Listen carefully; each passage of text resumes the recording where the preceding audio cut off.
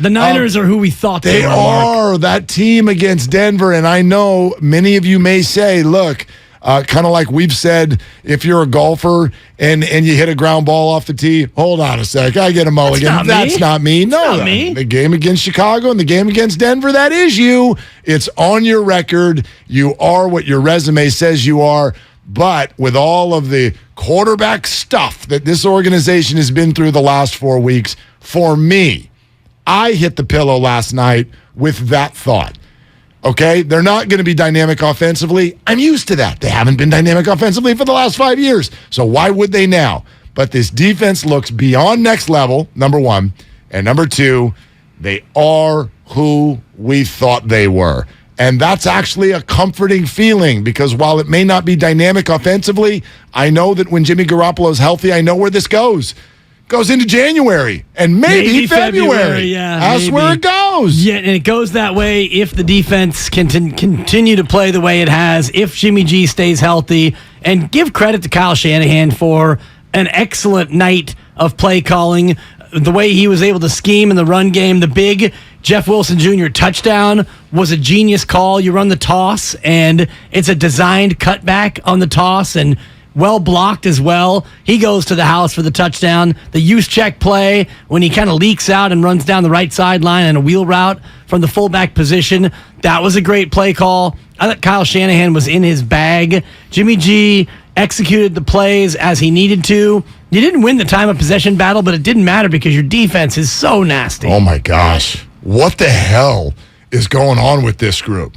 Because, by the way, I mean, there were a couple of position groups out there. I'm going to loop the offensive line into this as well. They weren't like epic or anything like that, but they were good, and they're totally patchwork. I mean, I understand that Fred Warner and Dre Greenlaw, I thought, who had a really tough week one against the Bears. Dre Greenlaw had a nice game. Man, he shot out of a cannon to go get Cam Akers on that toss left sweep. I mean, that linebacker group is missing Azeez Al-Shaair. I mean, we still haven't seen Jimmy Ward play football this year. Oh, my gosh, Dibs, could they get better? Now, I know injuries can go the other way also. Fun tweet from our own Kyle Madsen as far as the pressures on the opposing quarterbacks this year. He goes, okay, I'm going to give you the ranking list of 49er defensive linemen and the pressures that they've gotten on the quarterback.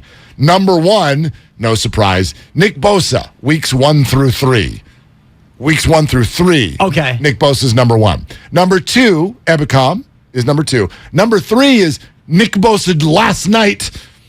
Ridiculous. Just last night. 14 pressures. Yeah. What? I was listening to Kyle and Evan Giddings, E-Dog on the drive home, and they were mentioning that. And I think E actually said, I think they had him for 17 pressures. And Kyle's like, I think it was 14. And I'm thinking about it. They had 14 pressures in one game. Unreal. The guy is just an absolute game wrecker, and it's that whole defensive line. It's more than just Nick Bosa, which makes watching this defense so fun. Absolutely. So, look, to me, really, really good night if you're a 49er fan. Settles all the fears. It doesn't mean everything is all figured out and perfect. That's not what this group has been, and it's not necessarily what it's going to be, but it is. Therefore, your brothers. It is your brother's 49ers.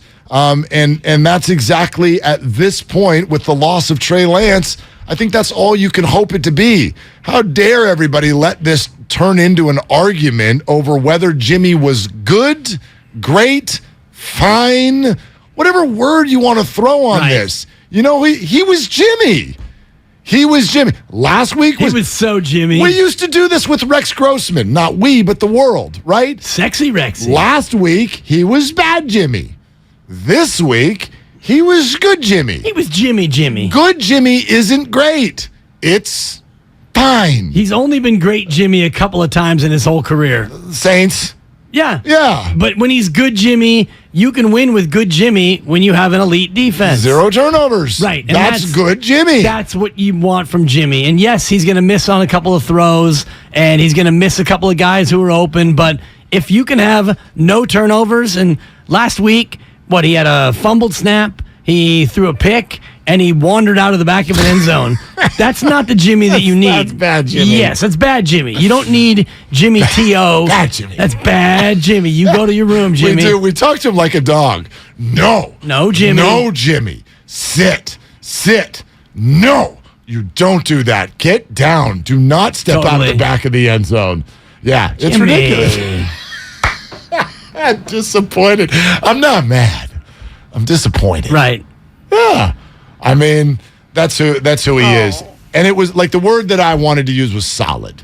Right? Is that a fair word? He was solid. Yeah, and that's the Jimmy you want. You don't necessarily need Jimmy to be spectacular Jimmy. And this is where, and I'm getting way down the road, but like the Kansas City game and the Charger game and the Miami game, teams that might be able to do some things against this elite defense, you might need Jimmy to be more than just solid Jimmy, but against teams like the Rams, Carolina, and Atlanta coming up, that Jimmy is good enough to win you games. It's going to be so interesting when they do go, because they face Patrick Mahomes, they face Justin Herbert, they face Tom Brady this year.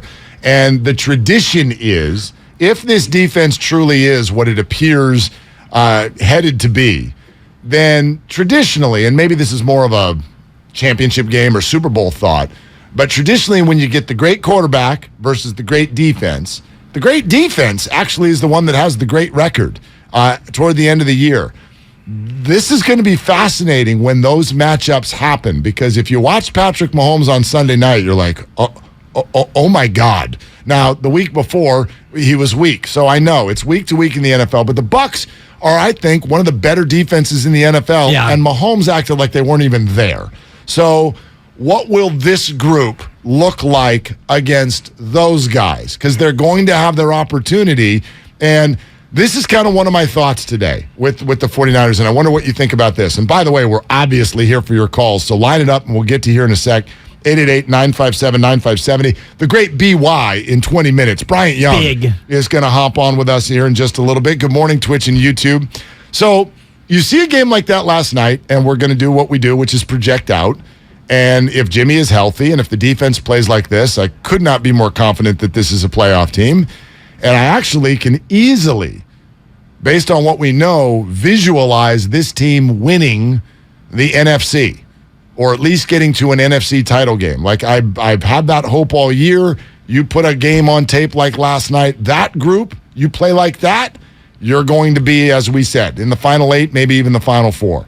Can that group stop Aaron Rodgers? Yeah. Can they beat Kirk Cousins? Jalen Hurts? Maybe. That one's interesting. Easy for me to envision a successful NFC campaign.